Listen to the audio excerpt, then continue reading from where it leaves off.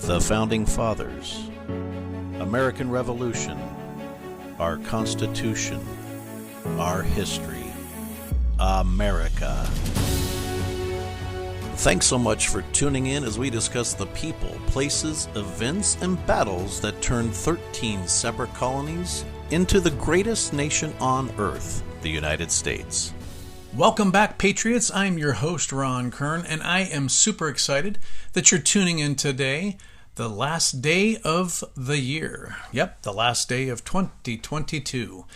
I really appreciate you taking the time to listen and learn about, and hopefully experience, the people, places, battles, and everything else in between that we discuss here about the American Revolution. I hope that you had a very, very good Christmas. For me, it was filled with astonishing meals, one being likely the best that I've ever consumed. My son and wife are just absolutely incredible in the kitchen, and the meal was from food that we grow on the farm as well as the beef we raise, so it was amazing. A lot of time was spent with family and my new son-in-law, and I'm kind of sad that it's actually over. I hope that Santa was as good to you as he was to me.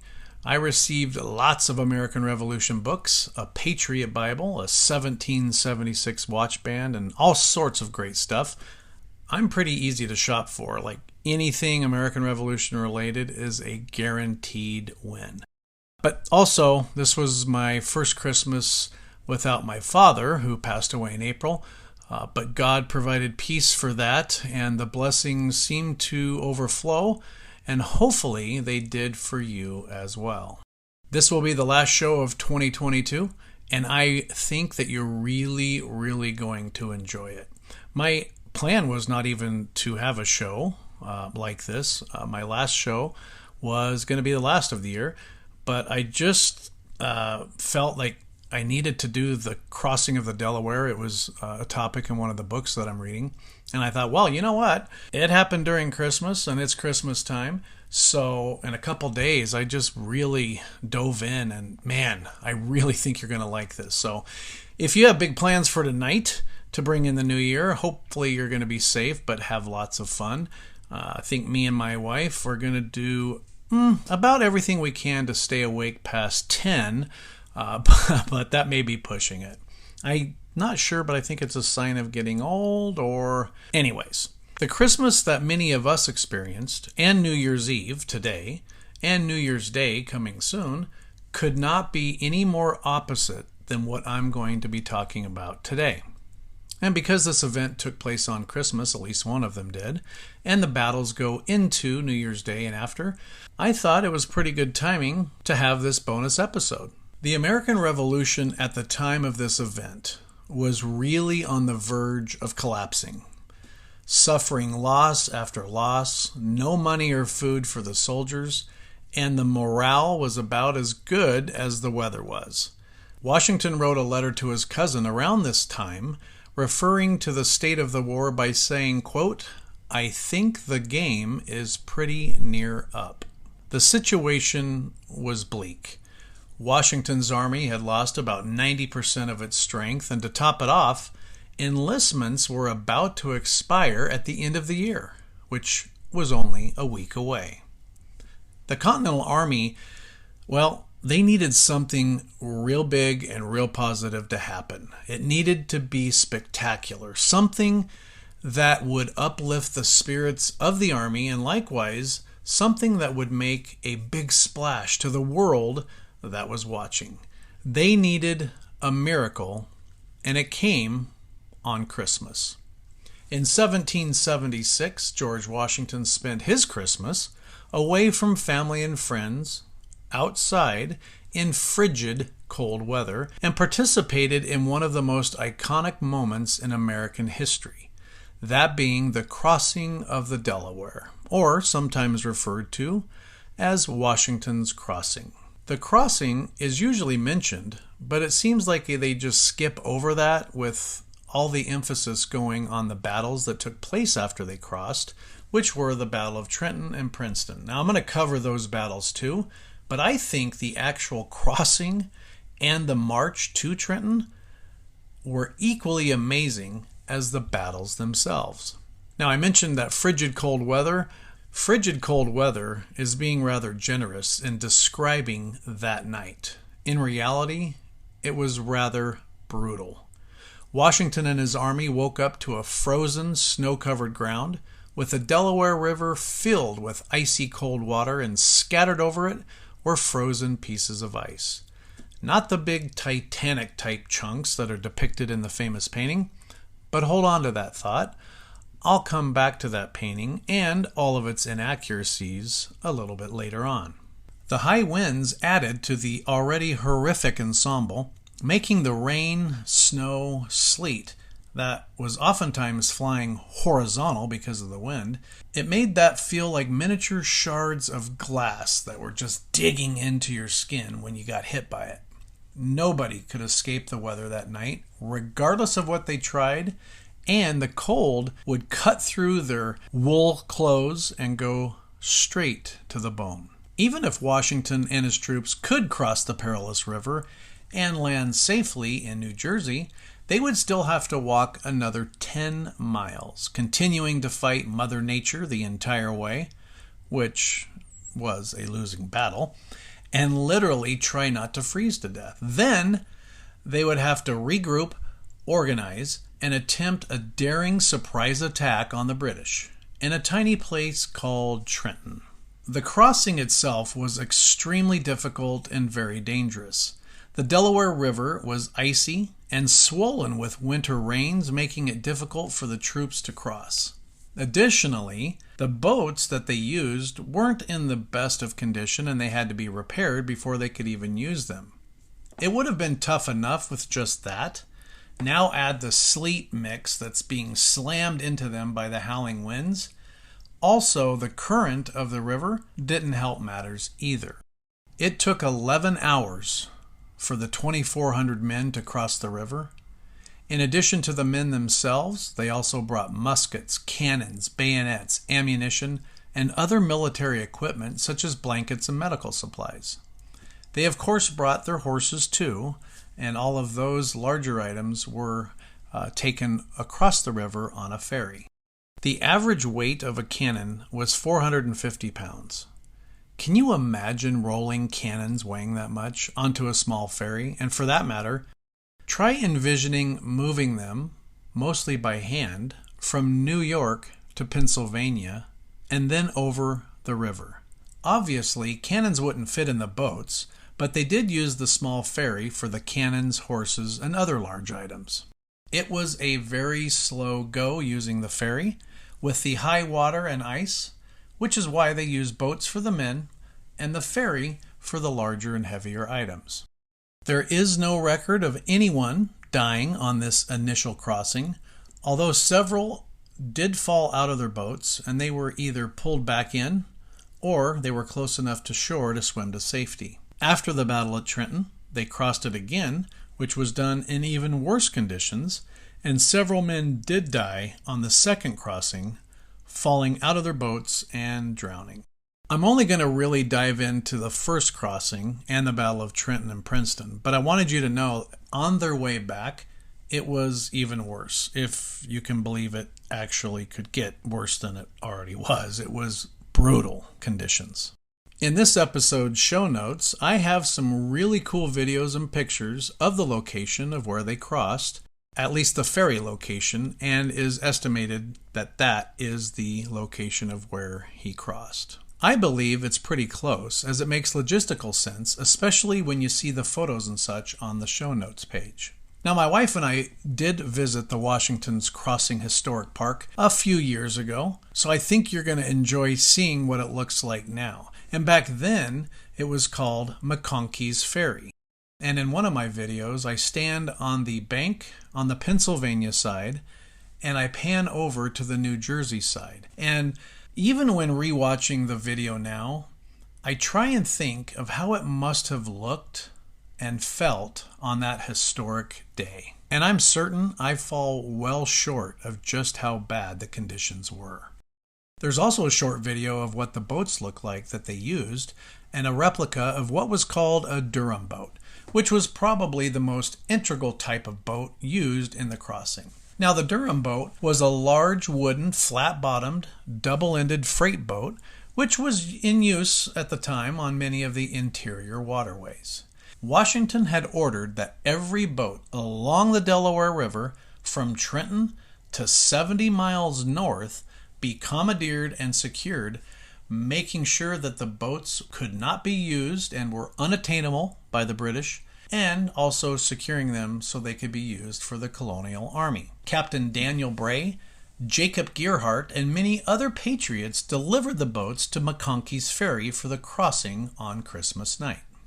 I also added a photo of the table and location of where George Washington and his closest officers sat and made the plans for the crossing, and even a handwritten note from Washington. It's pretty cool stuff in the show notes, so make sure that you take a look at that. In addition to the pictures and videos that I took while there, I have many links that really bring the crossing to life in reenactments and other short videos. And as typical, I always try to include a video that explains my topic for kids, and this show is no exception. A couple links for kids are included as well, and I believe one of them is a video. So I think the kids out there that may be listening to this will really enjoy it, but all of the links are worth exploring. Okay, so after they cross, once they reach Trenton, the British that Washington and his men would be attacking were actually Hessian soldiers that England paid to help fight in the war. And as you have learned in previous shows, Hessians were considered the most trained, skilled, and ferocious soldiers in the world, and everybody feared going up against them. I think a more accurate description would be to call them assassins, with many of them starting their training and military career at the ripe old age of, anyone? 7. 7 years old. And they started their military career. They learned and trained and drilled to do one thing and one thing only: kill and defeat the enemy. Can you imagine, even get there, joining the military at age 7? I couldn't even keep track of my Legos at that age, and these young boys were learning and perfecting the art of war. It's just amazing. Now, during the course of the war, England paid for and brought over a substantial number of Hessians, about 30,000 of them. Now, why in the world would England pay for soldiers when they were, at the time, the largest military in the world and the strongest military? Well, you have to keep in mind that England was all over the world at this time. They were trying to take over and dominate and control as many colonies in many parts of the world as possible. So their army was scattered throughout the globe, requiring them to get help from other countries. And for the revolution, they chose Germany and the best of the best. You can compare England at the time to the Roman Empire, moving and dominating countries as they landed, literally trying to have and take control over the entire world. One other thing that the British and Roman empires had in common was that they both eventually collapsed and failed. And as you study history, it seems to be the normal evolution of empires. It's called declinism. And although it's not related to this show's topic, I do have a link to a video showing the similarities of these two empires, so check it out if you want a short and well done summation, all under 7 minutes long, and that video is located in our show notes. An interesting fact about the crossing is that it was not originally part of Washington's plan. In fact, the Continental Army was in the midst of a retreat after suffering a series of defeats in New York. And Washington and his troops were camped on the Pennsylvania side of the Delaware, and their initial plan was to continue their retreat further into Pennsylvania. However, after receiving intelligence that the Hessian soldiers stationed in Trenton might be celebrating Christmas and were not expecting an attack, one, because it was winter and European armies never fought in winter, and secondly, it was a holiday. George Washington and his Council of War made a bold decision to take advantage of that opportunity and launch a surprise attack.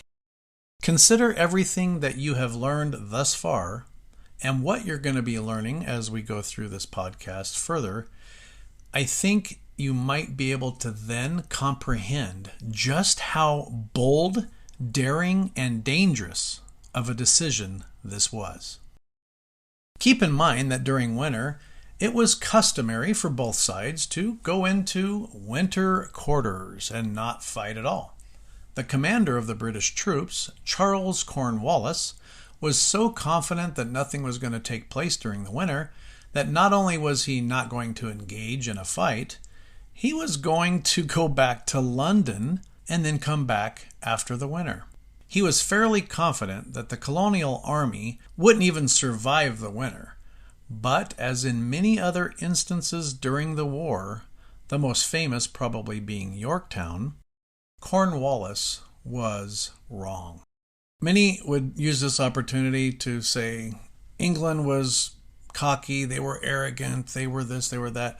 They certainly could have had that feeling, right? But I can totally understand how Cornwallis thought this way, though.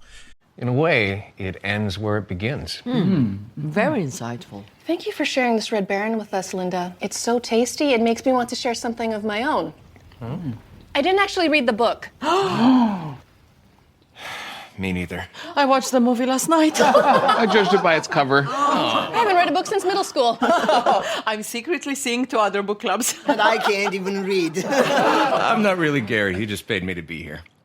Sharing Red Baron pizza can lead to more sharing. I mean, Cornwallis was an exceptional military tactician, a great leader, and I don't believe he was overly confident or cocky. It was just the reality of the situation and him looking at all the facts. And it makes perfect sense that the fighting is not going to take place during the winter. Washington's army had about 10% of the strength left and believed, rightfully so, that this winter was probably going to be the end of George Washington and the entire Revolutionary War. Now, the plans that were made by Washington and his Council of War included 2 other brigades to also cross the Delaware south of where Washington crossed. And once they all 3 crossed, they were going to meet up on the other side, join forces, and go into Trenton with a very nice-sized army. Well, the weather was so bad, however, that the other 2 brigades couldn't even cross, and that left Washington and his army to do the fighting alone. So who else was present and crossed the Delaware that night? It's unfortunate that the thousands of brave men who crossed don't get the recognition of the more famous ones, but there were several that you have likely heard of. For instance, there was a 19-year-old kid named Alexander Hamilton, Henry Knox, and also an 18-year-old kid named James Madison. Aaron Burr was also there, along with James Monroe. I think most of you know what became of Alexander Hamilton. If not, watch Hamilton, the Broadway play. It's awesome, by the way. Word of warning, you'll never be able to get the songs out of your head, and they're all so good. But anyway, Henry Knox was one of only a few generals that was with Washington the entirety of the war. And his nearly impossible feat of moving 62 tons of artillery over 300 miles, all of which is in the middle of winter, is still considered today one of the most amazing military feats ever done. And I think this miracle that Knox accomplished warrants a whole separate bonus episode on that alone.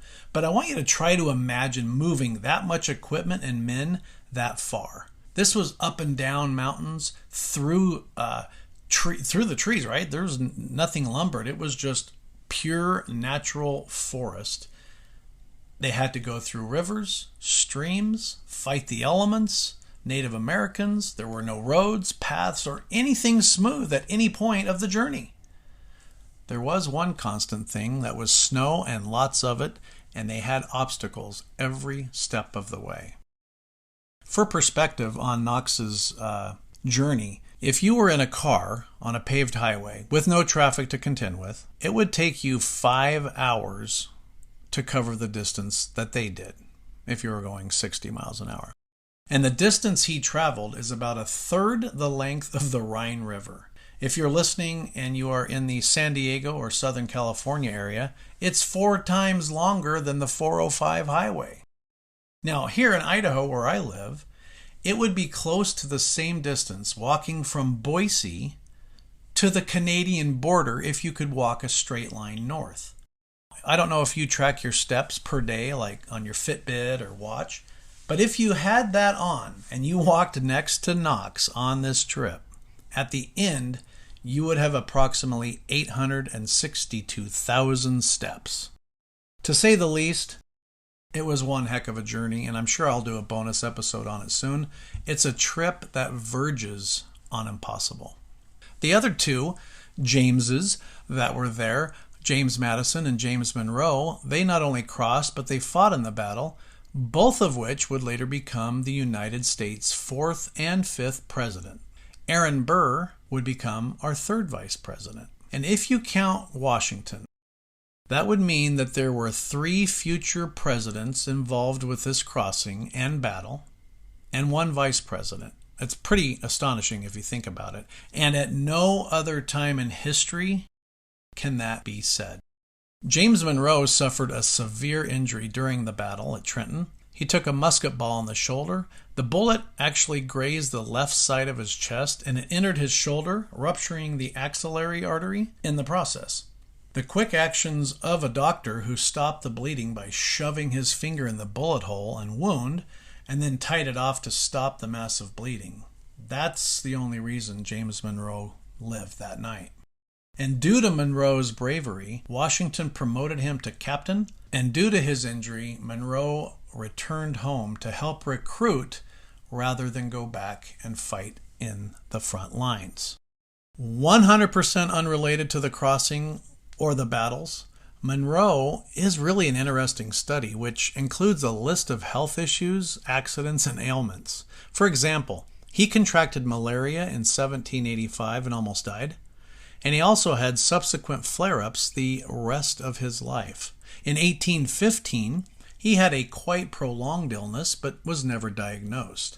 It thought it may have been caused by the sheer duties he was overseeing at the time, the stress of being Secretary of State and Secretary of War during the War of 1812. Both his health and physical appearance improved after he relinquished the Secretary of War position. He also suffered a seizure in August of 1825, which was so bad that many visiting him thought he was super close to death. Now, he eventually recovered, obviously, but no official cause was listed. Now, historians and scientists have come together and they think that the possible causes were mushrooms, a stroke, or cerebral malaria. Regardless of the cause, it did almost kill him. In 1829, he fell off his horse, injuring his right wrist, and it was so bad that he couldn't write or keep up with his correspondence for several weeks. The following year, 1830, he developed a chronic lung disease. Monroe wrote, quote, "My state of health continues, consisting of a cough which annoys me night and day, accompanied by considerable expectoration." A year later, he died of tuberculosis, likely the undiagnosed ailment that he suffered through 1830. All right, let's get back to the crossing. Other notables that were integral in the crossing were Nathaniel Greene and John Sullivan.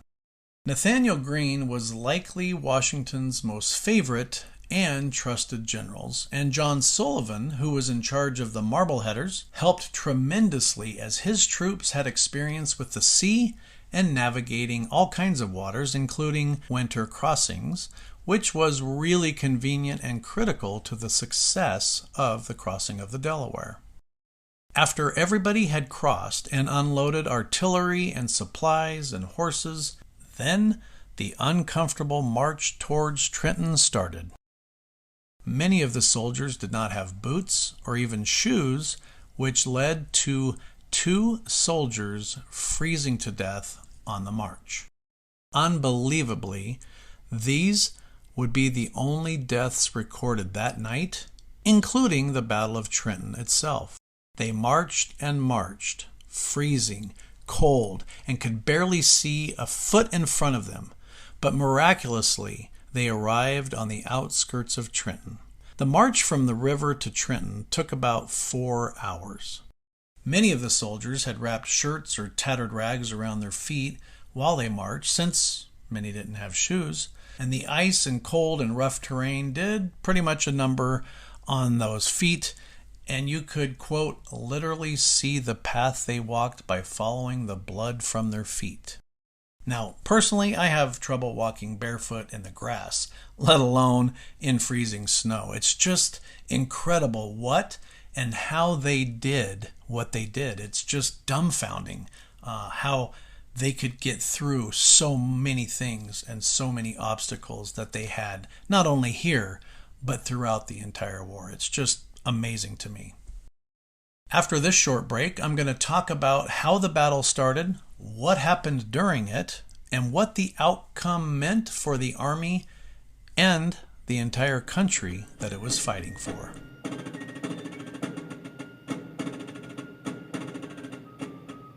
If you like my podcast and what I'm doing, and you want to support it, I have a few ways that you can do that. Word of mouth is certainly the best way to advertise, so please tell your friends and family about this podcast. It's kid-friendly too, so you can share it with teachers and schools if you want to. Podcasts that have a lot of reviews are just found easier. So if you have a few seconds, and literally that's all it takes, go to the bottom of my podcast, click the number of stars that you feel it is warranted, and that's it. You can write something if you want, but that's not necessary. It literally takes you just a few seconds. Lastly, we have some pretty cool patriotic gear on our newly launched online store. We have mugs, t-shirts with famous and important revolutionary quotes. Thanks for your consideration, and now, let's get back to the podcast. It is likely that if Washington and his army lost the Battle of Trenton, the war would have been over. Washington himself described the importance of the upcoming battle accurately when he chose victory or death as the countersign or password for the attack. Most people have heard these three famous words, victory or death, but likely aren't aware of the origin. Now, Trenton was occupied by about 1,500 Hessians, while Washington and his army had 2,400 men. Shortly after 8 o'clock on the morning of December 26, 1776, the Continental Army started its campaign on the city. Washington had the army march in 3 columns, John Sullivan leading 1 column, Nathaniel Greene leading the second, and George Washington personally leading the middle column. They all marched through the heavy snow and were finally close enough to start with artillery fire.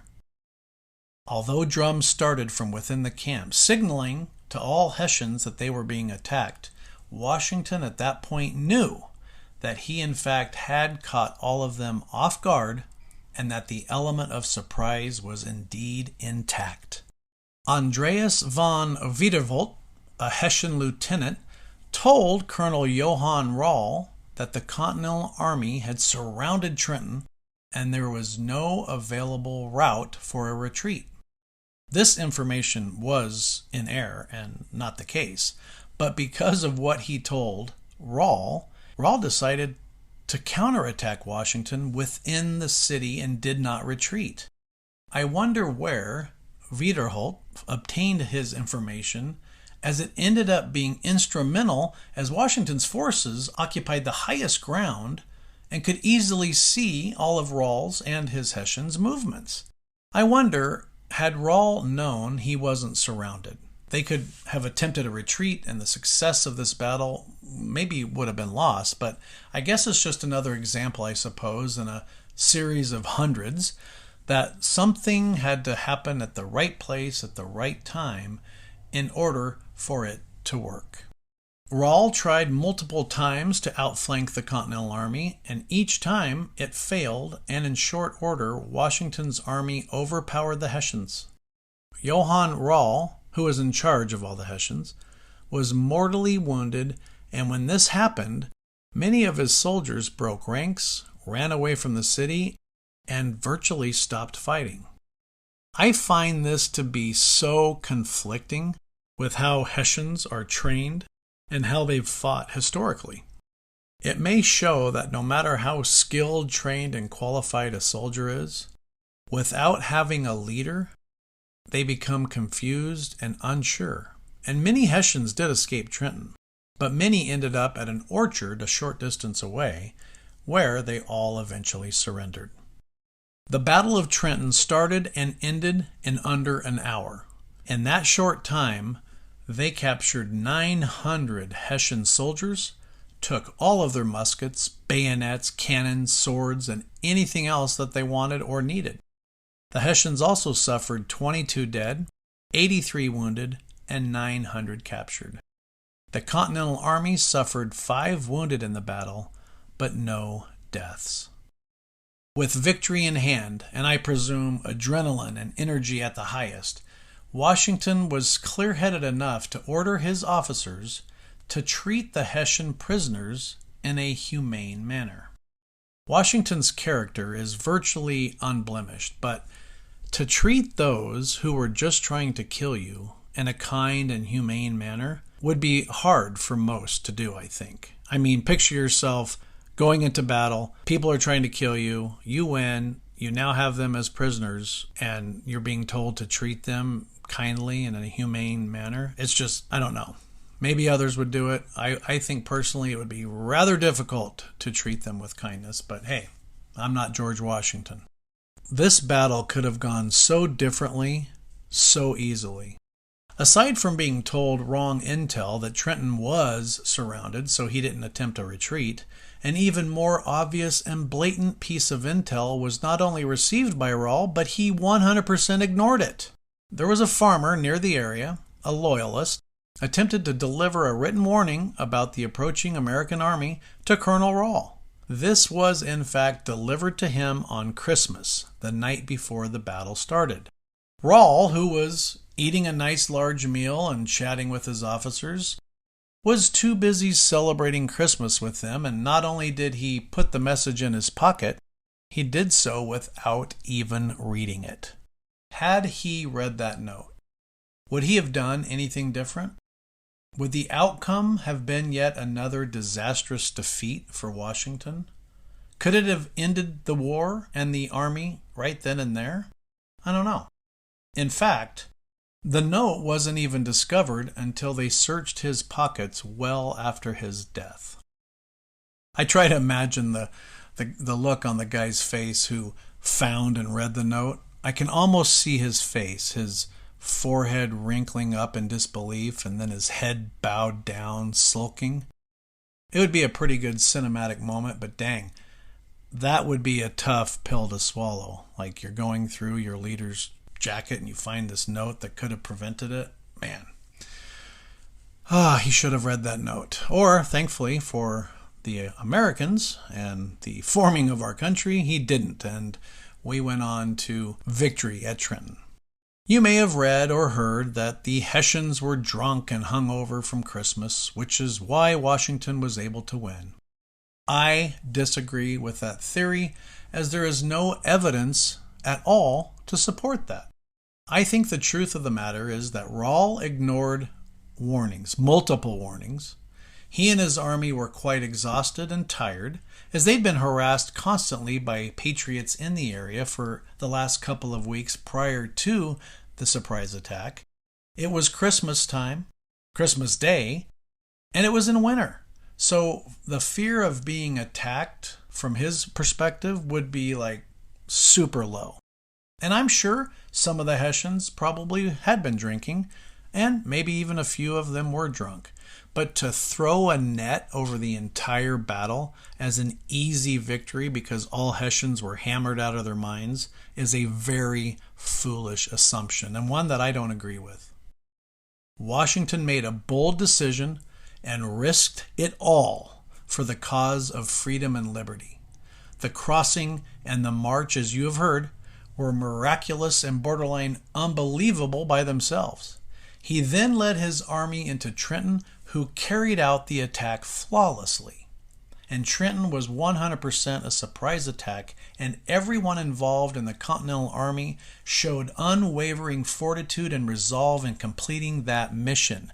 Those are the reasons why they secured a victory at Trenton.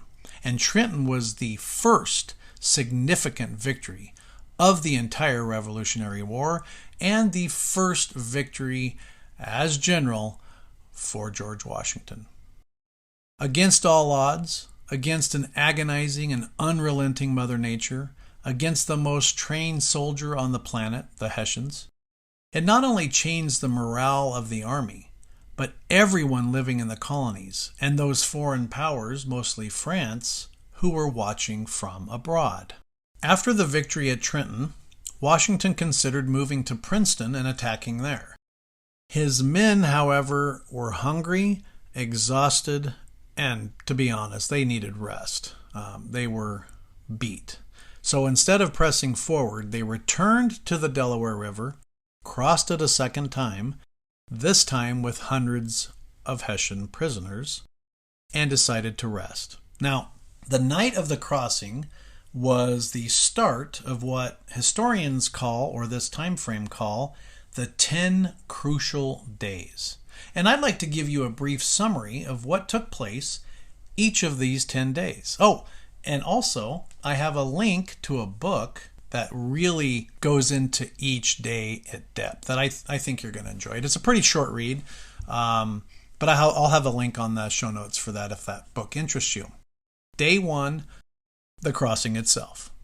Day 2 was the Battle of Trenton, and after securing a victory, the army marched back to the river and crossed it back into Pennsylvania. Initially, Washington considered moving to Princeton and fighting there, but as I said before, they were too tired, hungry, and exhausted, and they just needed to rest. They had been on the march and fighting for over 24 hours at that point.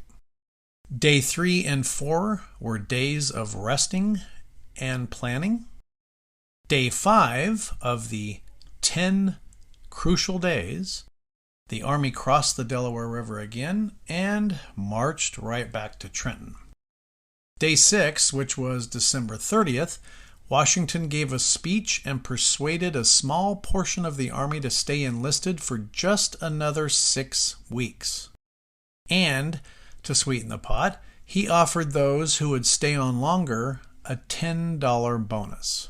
Now, that doesn't sound like much to us, right? You want me to stay another month and a half for $10 and get shot at? No thanks, right? But back then, $10 equated to about $350 in today's money. With the average private being paid $6.67 per month, a $10 bonus was pretty darn good. So not everybody took that, but enough did to continue going on with the fighting and having an army. Day 7, New Year's Eve, kind of like today, the army moves through Trenton and then heads back to Princeton, which was about a 12-mile march. Day 8 of the 10 crucial days was the first day of 1777, and they had a skirmish with British and Hessian troops in Princeton. The next day, Day 9, is oftentimes called the Second Battle of Trenton, and this is where Washington and his army fought 8,000 British and Hessian troops. Now, the Continental Army was able to repel their attacks at Assunpink Creek until dusk. Cornwallis could have pressed further and maybe ended the battle, but instead he said of Washington, quote, "I'll bag the fox in the morning." Yet another mistake by Cornwallis. Day 10, overnight, Washington and his army withdrew from the Trenton area and marched to Princeton, where they defeated the British and Hessian army again. Days 11, 12, and 13, which were the 3 days afterwards, the Continental Army left Princeton and set up winter quarters at Morristown. And Valley Forge is generally thought of as being the coldest winter of the Revolutionary War. It certainly gets the most press, right? But as far as weather is concerned, Valley Forge was pretty average. In fact, the winter at Morristown is considered the worst, not only during the war, but it was considered the most harsh winter of the 18th century. Can you feel it in the air? That sudden shift of mood? It's the perfect time to shed the winter blues and experience the revitalizing qualities of driving a Lincoln. It starts with the Lincoln Spring Sales Event. So step outside and visit your local Lincoln retailer or Lincoln.com for some seriously mood-enhancing offers on current and past Lincoln models. Your transformation awaits. Learn more at Lincoln.com. In 10 days, Washington had secured 3 victories, all of which were not supposed to happen, couldn't happen, and were impossible to complete. When fighting for freedom and a cause, it changes everything, and this was clearly demonstrated during these 10 days. I think you now have an excellent account of the crossing of the Delaware, the Battle of Trenton, the Second Battle of Trenton, and the victory at Princeton. I really hope that you take time to visit the show notes for this show. To be honest, I hope you check out every episode's show notes, but this one is seriously full of so much good stuff. I just think you're going to really find it appealing. Included are the personal pictures and videos of the area when I visited the crossing location, other really good videos about everything that we discussed, and has a treasure trove of links that you can explore and learn even more, which includes videos that are geared toward kids and books that I recommend. There's a lot there, and that is with every single podcast. Every show has show notes, so explore that at patriotpowerpodcast.com and then just click on show notes. With this and all of my show links, I have spent the time doing the research for you. It's all ready for you to click and enjoy, and I only add quality and beneficial content, so you're not going to have to worry about being sent on a wild goose chase or me just having hundreds and hundreds of links so it looks good. I only put stuff in there that relates to what I talk about per episode and stuff that I really found accurate and of quality. All right, so let's go ahead and talk about a few interesting or lesser known facts about what we've talked about today, including the famous painting that I said I would get to. I will get to that here in a minute. So before the Army crossed the Delaware, George Washington ordered officers to read Thomas Paine's The American Crisis to the Continental Army. Contained in that pamphlet were Paine's famous words, quote, "These are the times that try men's souls." As you have guessed, I have a link to the American Crisis text in the show notes. The city of Trenton was not fortified, thus leaving the Hessians vulnerable to attack. In fact, the Hessian commander, Johann Rall, did not take the advice of many of his officers to fortify the town. Nor did he read the note of warning either, found later after his death, still in his pocket. Americans had suffered major defeats before the Battle of Trenton, including the Battle of Long Island. This is the battle where my ancestor, Peter Kern, my 5th great-grandfather, fought in that battle, so that's kind of cool. 2/3 of the Hessian troops were captured in the Battle of Trenton. Spies and deserters had informed the British and Hessians that Trenton was likely to be attacked. With typical Hessian bravado, Rall dismissed or even welcomed the threat, stating, quote, "Let them come. Why defenses? We will go at them with the bayonet." The crossing was hampered by bad weather, as you well know. One soldier recorded in his journal that, quote, "It blew a perfect hurricane." The timeline that Washington had for his plan, the crossing and Trenton, was way behind schedule. He anticipated crossing the river and being in Trenton as the sun came up. Since the crossing took 11 hours and the march much longer than expected, he actually contemplated canceling the surprise attack. I and this country can be thankful that he didn't. In fact, Washington later wrote, quote, "As I was certain there was no making a retreat without being discovered and harassed on repassing the river, I determined to push on at all events."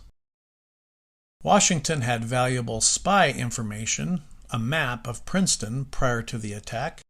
He had sent Colonel John Cadwalader to get anything that he could and wrote to him, quote, "Spare no pains or expense to get intelligence of the enemy's motions and intentions. Every piece of intelligence you obtain worthy of notice, send it forward by express." The map that he drew for Washington still exists, and it's located in the Library of Congress. And I have placed an image of that map in the show notes, and you can enlarge it and look at the details. It's pretty impressive for a handwritten map, I must say. At one point in the Battle of Princeton, Washington was only 30 yards from the British line. Now, that is easily within range, accurate range of a musket.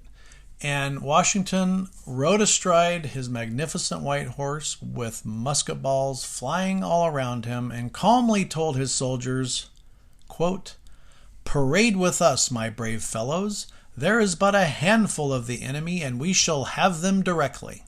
This would not be the first time that he was close to enemy lines, and in other instances he would have to be pulled away and back to safety by his men.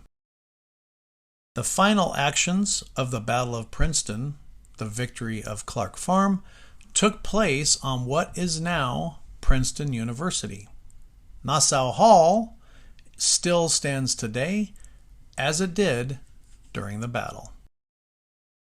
Charles Willson Peale, who painted virtually everyone of importance back then, painted a very famous painting of George Washington called Washington at Princeton. In the original painting, which is now a part of the Pennsylvania Academy of the Fine Arts collection, George Washington leans upon the barrel of a captured cannon while Hessian and British flags lie at his feet. Washington is in his blue uniform with a commander's sash, looking confidently, and in the background one can make out Nassau Hall, the scene of the final moments of the battle. I have a photo of this painting in the show notes. An officer in Washington's staff wrote this before the battle. Quote, "They make a great deal of Christmas in Germany, and no doubt the Hessians will drink a great deal of beer and have a dance tonight. They will be sleepy tomorrow morning." Popular history commonly describes the Hessians as drunk from Christmas celebrations. I've already talked about this at length. However, historian David Fisher quotes Patriot John Greenwood, who was actually there and fought in the battle, and he was also the one that was put in charge to oversee the Hessian prisoners after their capture. Greenwood himself wrote, quote, "I am certain not a drop of liquor was drunk during the whole night, nor, as I could see, even a piece of bread eaten." End quote. Military historian Edward Lingle wrote, quote, "The Germans were dazed and tired, but there is no truth to the legend claiming that they were helplessly drunk." And lastly, the famous painting of Washington in the boat with his men crossing the Delaware. Painted in 1851 by German artist Emanuel Lutz, Washington crossing the Delaware became a sensation on both sides of the Atlantic. And I would say it's probably one of the most famous paintings in America to date. If you're listening to me now and you're not driving, might I suggest clicking over to the show notes and look at this painting that I have there, or at least picture it in your mind. It might be easier for you to listen and look at the painting at the same time, but if not, I will do my best to describe it to you. So the big painting I'm talking about, which I'm sure you already have in your mind, in the painting, it shows Washington standing up near the front of the Durham boat, stoic. Had he done this, he probably would have fallen in. Likely he was sitting down or kneeling and trying to protect himself from the onslaught of the miserable sleet and cold. And some say they would have all been standing up because the boat was a flat-bottom boat and would have cold water coming over the top. But either way, Washington would not be in that precarious of a position. In the painting, if you look closely at George Washington, he looks like the aged man, gray hair and all, like the George Washington on our $1 bill. But at the time, George Washington was only 44 years old and when he crossed the river, so his appearance would not have been what that painting depicts. The painting seems to indicate that the crossing took place at some point during the day with a stream of sunlight attempting to cut its way through the clouds. This, too, is obviously inaccurate, as the crossing was done in the middle of the night, ending around 3 a.m., and aside from lanterns, it would have been pitch black. The man to the right of Washington in the boat, James Monroe, also standing, holding a flag, showing the bravery of the men in the boat about halfway through the river and the crossing. The only problem with that is the flag he's holding was not in existence yet. The flag he's holding, red, white, and blue with 13 stars in a circle, was created about a year and a half after the crossing took place. Another thing that doesn't quite jive is the ice in the river in the painting. It appears banging up next to the boat and floating in the river looks like miniature icebergs. And although there were ice patches and parts of the river that were frozen, it wouldn't have looked like this. In the painting, it shows horses in the Durham boats, which actually, as you now know, went over the river on a ferry. I don't think the horses or cannons would have done very well in those boats at all. In 2011, Mort Kunster, a painter that is highly known for his accuracy in painting historical events, painted his own version of Washington's crossing. You might have guessed that I have this photo too in the show notes for you to check out. It is probably closer to what it looked like than the famous painting of Lutz. The inaccuracies aside, Lutz painted this 75 years after it happened and painted it while he was in Germany.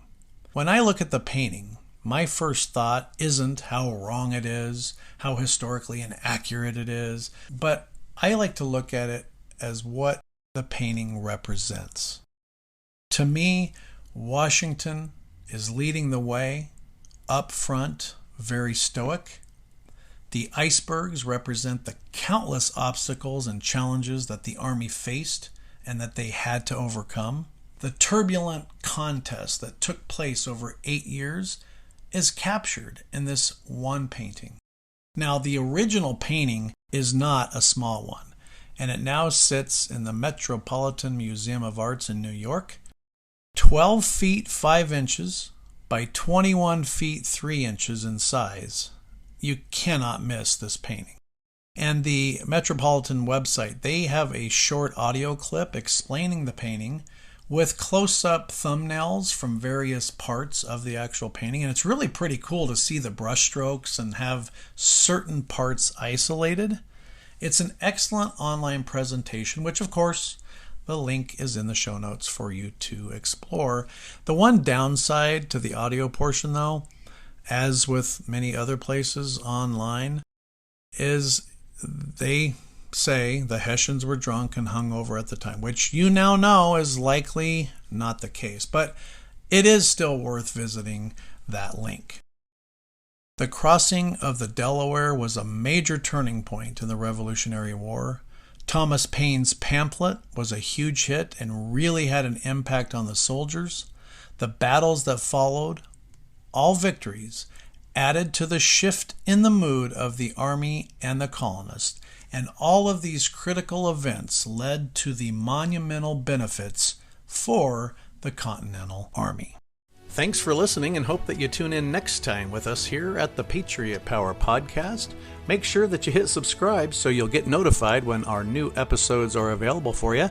And we hope that you check out our websites, which include our show notes, links, documents, and more at patriotpowerpodcast.com or ilovegeorgewashington.com. Until next time, hope that you and your family have a blessed week. And remember, be safe and tell a veteran thanks for their service.